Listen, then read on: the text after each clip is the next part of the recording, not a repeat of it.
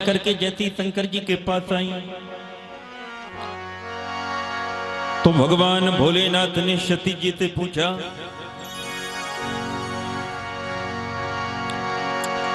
गई समीप महेश तब हंस पूछी कुशलात, लीन परीक्षा कवन विधि कहूँ सत्य सब बात, कहूँ सत्य सब बात। शंकर जी ने कहा, पहले तो देवी जी ये बताओ कि आपकी कुशलता है ठीक तो हो। सती जी ने पूछा, महाराज ये क्यों पूछ रहे कि ठीक तो हो। शंकर जी बोले, नहीं ऐसे ही पूछ ही रहे। बोले फिर भी। शंकर जी विचार करते हैं कि भाई जो भगवान की परीक्षा लेने जाएगा तो भगवान की कृपा है कि वो कुशल से हो, नहीं तो कि उसकी कुशलता का तो भगवान ही मालिक है। तो ठीक तो बोले, हाँ ठीक। शंकर जी ने कहा, अच्छा देवी जी ये बताओ कि परीक्षा लेने गई थी, परीक्षा कैसे ली। तो ध्यान दें, यहां सती जी ने शंकर जी से कहा, महाराज हमने परीक्षा ली ही नहीं, परीक्षा ली ही नहीं। सती जी ने शंकर जी से झूठ बोल दिया। अब कोई कहे कि हम अपने घर पे झूठ नहीं बोलते हैं, जब सती जैसी है ना ये जगत माता शंकर जी से झूठ बोल नहीं तो नहीं। हम यहां की बात नहीं कर रहे, हम तो बंबई दिल्ली की बात। भाई अपना घाटा कह को करवाए। तो सती शंकर जी से झूठ बोलती हैं, महाराज हमने परीक्षा ली नहीं। बोली फिर शंकर जी ने कहा, परीक्षा नहीं ली तो फिर क्या किया, क्यों गई थी। तो सती जी ने कहा, सुनो प्रभु,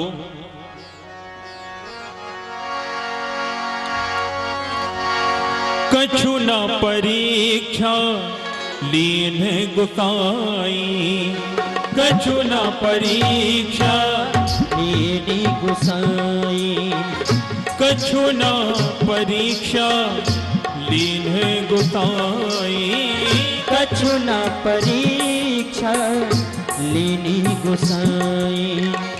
कीन प्रणाम तुम्हारी ही नाई, कीन प्रणाम तुम्हारी ही नाई।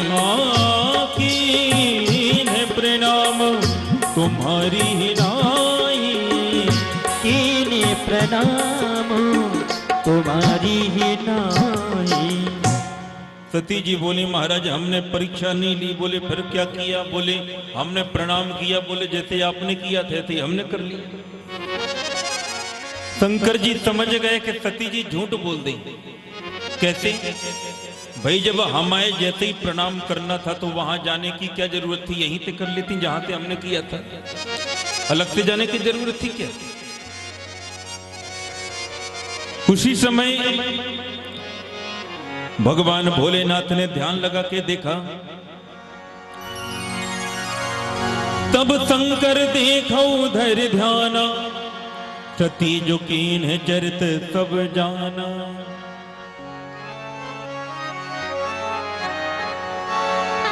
भगवान भोलेनाथ ने जैसे ध्यान लगा के देखा है,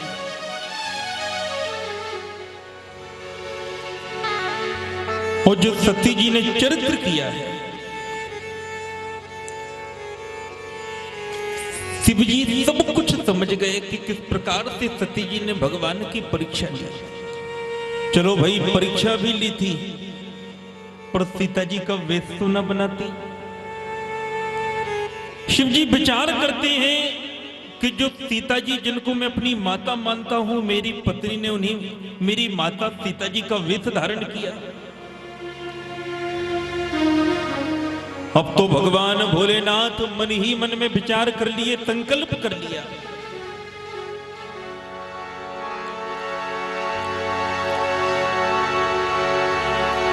जो अब करहूं सती तन प्रीति, मिटई भगत पथ हो ही अनीति। भगवान शिव जी मन ही मन में विचार करते हैं, अगर मैं अब सती जी से पत्नी की तरह प्रेम करता हूं, पत्नी अगर मानता हूं, तो जो भक्ति का पथ है उसके साथ अन्याय होगा।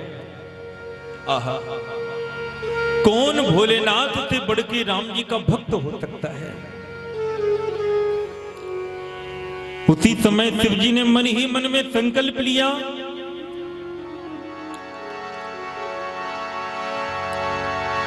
शिव संकल्प कीन मन माही, शिव संकल्प कीन मन माही, शिव संकल्प कीन मन माही, शिव संकल्प कीन मन माही, यह तन सती भेंट मोहि नाही, भेंट मोहि नाही। भगवान भोलेनाथ ने भगवान श्री रामचंद्र जी के चरणों में मन ही मन अपना सिर झुकाया।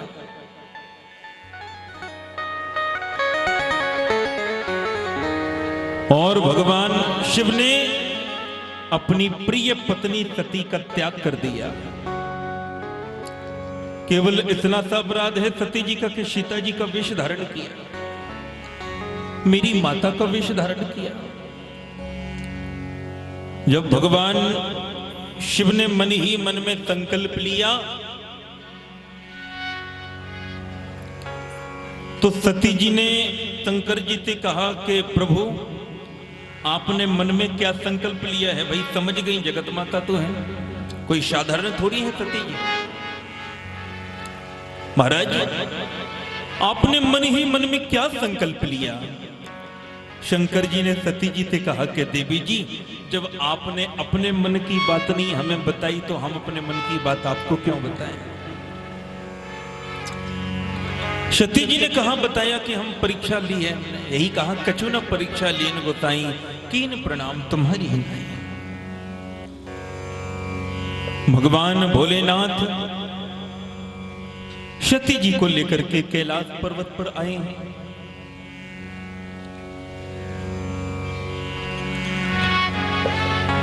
कैलाश पर्वत पर आकर के भगवान शिव की समाधि लग गई। राम जी के चरणों में अपना मन लगाया और समाधि लगी। और मेरे श्रोताओं, समाधि भी थोड़ी मोड़े समय की समाधि नहीं, लागी समाधि अखंड अपारा। 87,000 वर्ष की समाधि शिव जी की लग गई। सती जी वहीं शिव जी के पास बैठी हैं। आकाशवाणी हो गई थी कि धन्य है भोलेनाथ, आपकी भक्ति, आपसे बढ़कर के संसार में राम जी का भक्त कौन हो सकता है।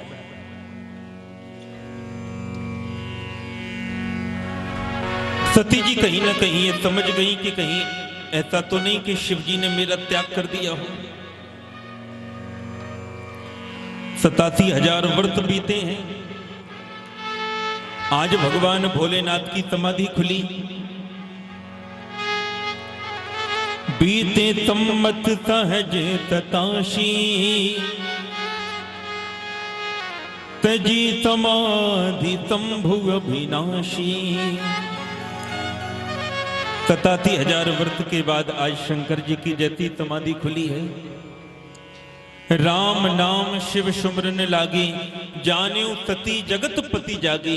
जैसी राम राम कहते हुए शिव जी ने अपनी समाधि को खोला है, सती जी समझ गई कि शंकर जी की समाधि खुल गई। तो सती जी तुरंत भागी भागी शिव जी के पास आई। और मेरे श्रोताओं, पत्नी का स्थान कहां होता है? पति के वाम भाग में। पत्नी का स्थान कहां होता है? वाम भाग में। बायां भाग पत्नी का भाग है। जैसी सती जी आई, जब भी पहले सती जी शिव जी के पास आती थी तो शिव जी सती जी को अपने वाम भाग में बैठाते थे, जो पत्नी का स्थान है। वाह। किंतु जब आज सती जी आई हैं, जाए शंभु पद बंदन कीन्हा, सन्मुख शंकर आसन दीन्हा। सती जी को आज शंकर जी ने बगल में नहीं बैठाया, सामने बैठाया। पत्नी का जो पद था उसको तो शंकर जी ने त्याग दिया, पत्नी के रूप में सती जी को त्याग दिया। और जैसे सामने सती जी को बैठाया है, अब तो सती जी समझ गई कि शिव जी ने मेरा त्याग कर दिया। सती जी बड़ी दुखी है कि मुझसे बहुत बड़ा अपराध हो गया कि मेरे स्वामी ने मेरा परित्याग कर दिया। भोलेनाथ तो समझ गए कि सती जी को दुख है, इस समझ गई कि मैंने इनका त्याग कर दिया।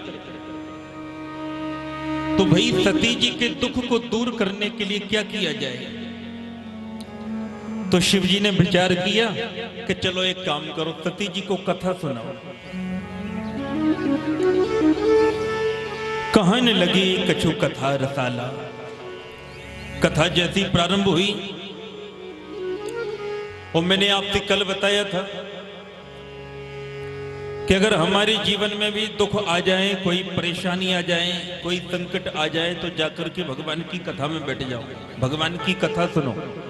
कल आपने सुना था कि सीता जी का दुख भी दूर हुआ भगवान की कथा से। शिव जी ने जैसी भगवान की कथा सुनाना प्रारंभ किया है सती जी को, उसी समय की बात है।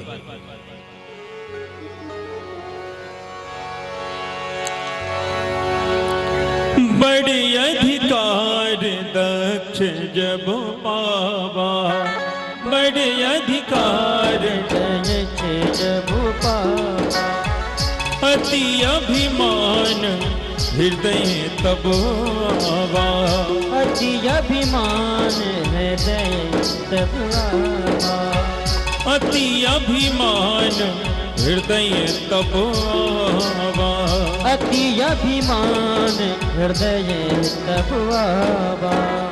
यहाँ जैसी कथा चल रही है और उसी समय की बात है कि जो दक्ष प्रजापति हैं, नाम तो सुना होगा। दक्ष प्रजापति को, महाराज दक्ष को देवताओं का प्रजापति बनाया गया। जैसे पद होते हैं ना, सरपंच पद, प्रधान पद है ना, विधायक, सांसद, जैसे पद हैं ऐसे देवताओं में एक पद होता है प्रजापति का। यहां दक्ष को जब देवताओं में प्रजापति के पद पर प्रतिष्ठित किया गया, दक्ष अभिमानी हो गया। दक्ष ने भगवान शिव के अपमान के लिए, शंकर जी का अपमान करने के लिए यज्ञ का आयोजन किया। सारे देवताओं को बुलाया है, केवल भगवान भोलेनाथ और सती जी को नहीं बुलाया। और देवताओं से कहा कि देखो देवताओं, तुम लोग हमारे यज्ञ में आना, लेकिन एक बात ध्यान रखना कि अपने अपने विमानों से आओ, तो कैलाश पर्वत के ऊपर से आना, ताकि शंकर जी को पता चल जाए कि देखो हम सबको बुलाया है, केवल इन्हीं हमें भर नहीं बुलाया, शंकर जी को दुख हो। दक्ष ने कहा कि जितने भी देवता हमारे यज्ञ में आएंगे, तो भाई आप लोग अपने अपने विमानों से कैलाश पर्वत के ऊपर से आना। देवताओं ने कहा महाराज उसमें तो पेट्रोल ज्यादा खर्च होगा। बोले उसकी चिंता न करो, टैंक हम फुल करवा देंगे, भले चाहे जितना पेट्रोल खर्च हो जाए, पर विमान आना चाहिए कैलाश पर्वत की तरफ से, ऊपर से। एक यहां बड़ी विचित्रता, ध्यान रखना। ये भाई देवता भी बड़े विचित्र हैं। जानते हैं कि शंकर जी को दक्ष के यज्ञ में निमंत्रण नहीं दिया गया, बुलाया नहीं गया, तो ये जानबूझ के कैलाश पर्वत के ऊपर से आ रहे हैं। भाई जैसे कोई बस से जाए, अपने 4 पहिया वाहन से जाए, तो चलो मान लिया कि रोड से ही जाएगा, है ना। उसके लिए एक निर्धारित है, या हो सकता है कि दूसरे रोड पे भी जाए। कई सड़कें होती हैं, मान लीजिए ललितपुर जाना है तो कई सड़कें हैं, चाहे सीधे चले जाओ तो 30-35 किलोमीटर में पहुंच जाओगे, कहीं से 40 किलोमीटर, कहीं से कितना। तो अगर कार से जाओ तो कई रास्ते हैं। जो रेलगाड़ी से अगर जाएं तो उनके लिए तो मजबूरी है कि केवल रेलगाड़ी पटरी पे ही चलेगी, पटरी से तो अलग हो नहीं सकती, है ना। किंतु मेरे श्रोताओं, जो हवाई जहाज से जाए उसके लिए तो कोई मजबूरी नहीं, चाहे जहां से चला जाए। लेकिन ये देवता चाहते तो कहीं और से भी चले जाते, जरूरी था कि कैलाश पर्वत के ऊपर ही से जाए। कुछ लोगों की आदत होती है, कुछ लोगों की आदत होती है, जितों ने पता चल जाए किसी के यहां विवाह है, कोई उत्सव है, और जैसे मान लो उन्हें निमंत्रण दिया और किसी को निमंत्रण ना मिला हो, तो जो जिन्हें निमंत्रण मिला वो सबसे पहले उनके यहां जाएंगे जिन्हें निमंत्रण नहीं मिला। उन्हें पता भी है कि इसको निमंत्रण नहीं मिला, लेकिन वो जाएंगे और कहेंगे भैया चलो। तो बोले कहां? अरे बोले वाह, अभी आप तैयार नहीं, आपके मित्र के यहां इतना बड़ा उत्सव है, आपको निमंत्रण नहीं मिला। अब वो बेचारा कहेगा भैया आप चले जाओ, हम नहीं जा रहे। बोले देखो हम आपके बिना नहीं जाएंगे। अब फिर तो उसको पता भी है कि इसको निमंत्रण नहीं मिला। तो कुछ लोगों की ऐसी मजबूरी रहती है, आदत होती है। बोले भैया आपके बिना नहीं जाएंगे, चलो। तो सामने वाले जब तक उसके मुख से ये ना कहवा लेंगे कि भैया निमंत्रण नहीं मिला, तब तक मानेंगे नहीं। अंत में उसे कहना ही पड़ेगा भैया आप ही चले जाओ, हमें तो निमंत्रण ही नहीं मिला। बोले मजाक मत करो, ऐसा ना कहो, ऐसा तो हो ही नहीं सकता कि आपको निमंत्रण ना मिला हो। आपके तो कितने अच्छे संबंध हैं, उनसे संबंध थे। बोले भैया सही कह रहे, निमंत्रण नहीं मिला। ओहो, फिर तो बड़ी दुख की बात है। हमने तो सोचा था कि आपके साथ ही में चलेंगे, किंतु बड़ा दुख हो रहा हो। अब तो हमारे भी जाने की इच्छा नहीं हो रही है। उन लोगों की आदत होती है, प्रकार से बातें करेंगे, कहेंगे भैया हमें भी जाने की इच्छा नहीं हो रही है, आप कहो तो हम भी ना जाएं। वो कैसे कह दे कि तुम ना जाओ, बोले आप जाओ, हम नहीं जा रहे। कोई बात नहीं भैया, अब क्या बताएं, आप कह रहे इसलिए जा रहे, नहीं तो हमारी तो जाने की इच्छा थी ही नहीं। कुछ लोगों की आदत है। आज देवता भी चाहते तो अपने अपने विमानों से किसी दूसरे रास्ते से भी चले जाते, लेकिन एक कहां से जा रहे हैं? कैलाश पर्वत के ऊपर से। और चलो कैलाश पर्वत के ऊपर से जा भी रहे तो शांति से जाते, हल्ला गुल्ला न करते, पर जाके थे रहे गाते हुए तुर सुंदरी करही कलनाना, तुर सुंदरी करही कल गाना, सुनते त्रिवन छूटे ही मुनि ध्याना। ये देवी देवता जा भी रहे, पर कैसे जा रहे? गाते हुए, जोर जोर से गाते हुए जा रहे। यहाँ शंकर जी सती जी को कथा सुना रहे। सती जी ने जैसी विमानों को देखा जाते हुए, शंकर जी से पूछ लिया, भोले बाबा अपनी कथा बंद करो, हमारी व्यथा सुनो। शंकर जी बोले कहो। सती जी ने कहा पहले तो ये बताओ कि विमान कहां जा रहे? भोलेनाथ ने कहा देवी जी ये विमान आपके पिताजी के यहां जा रहे। आपके पिताजी ने यज्ञ का आयोजन किया है, तो जितने भी देवी देवता हैं सब वहीं जा रहे हैं। सती जी बोलेंगे सब वहां जा रहे, तो हम यहां क्या कर रहे हैं? हमें तो पहले वहां पहुंचना चाहिए। शंकर जी ने कहा देवी जी हम भी चलते, पर हमारे लिए निमंत्रण नहीं आया। सती जी बोली महाराज ऐसा तो हो ही नहीं सकता कि निमंत्रण ना आया हो।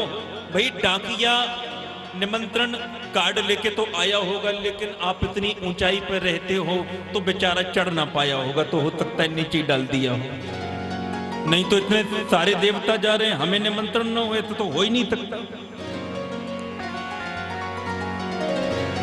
सती जी ने कहा महाराज और कुछ जगह ऐसी होती हैं जहां पर बिना निमंत्रण के भी जाना चाहिए। कहां कहां? सती जी ने कहा कि अपने पिता के यहां, भाई पिता का घर भी बेटी का घर है, वहां कोई निमंत्रण की आवश्यकता थोड़ी है। पति का घर, पति के घर निमंत्रण की आवश्यकता है कि जब हमारे पति देव निमंत्रण देंगे तभी जाएंगे, ऐसा तो नहीं। कथा में भाई कथा सत्संग में जाएं तो यहां कोई निमंत्रण या बुलौआ की आवश्यकता नहीं है, बिना बुलौआ के जाएं। अगर गुरुजी के यहां जाना है, गुरुजी के दर्शनों की इच्छा है, तो वहां पर भी निमंत्रण की आवश्यकता नहीं है। शिव जी ने कहा देवी जी आप कह तो ठीक रही, जितने आपने जगह गिनवाई हैं इतने स्थानों पर बिना निमंत्रण के भी जाना चाहिए, किंतु ध्यान दें जहां पर गलती से बुलाना भूल गए हो, है ना, जहां पे भूल गए हो वहां तो पहुंच जाना चाहिए, किंतु जहां पर जानबूझ के ही ना बुलाया हो वहां पर तो नहीं जाना चाहिए। और सती जी से शंकर जी ने कहा देवी जी जहां पर हमसे कोई विरोध मानता है ऐसे स्थान पर तो बिल्कुल ना जाना चाहिए। तदपि विरोध मान जहां कोई, तदपि विरोध मान जहां कोई, तदपि विरोध मान जहां कोई, तदपि विरोध मान जहां कोई, तहाँ गई कल्याण न होई, तहाँ गए कल्याण न होई। देवी अगर हम जहां पे हमसे कोई विरोध मानता है ऐसे स्थान पर जाना नहीं चाहिए। जिस स्थान पर हमारी पहुंचने से सामने वाले को प्रसन्नता ना हो ऐसे स्थान पर जाने में अच्छा नहीं, उचित नहीं। और भले ऐसे स्थान पर सोना ही क्यों ना बरते तब भी ना जाए। आवत ही हरते नहीं नैनन नहीं स्नेह, तुलसी वहां न जाइए जहां कंचन बरसे में। जहां पर हमारे जाने से किसी को प्रसन्नता न होती हो ऐसे स्थान पर जाना अनुचित है, ना जाना चाहिए। सती जी ने शिव जी से कहा महाराज आपने कहा कि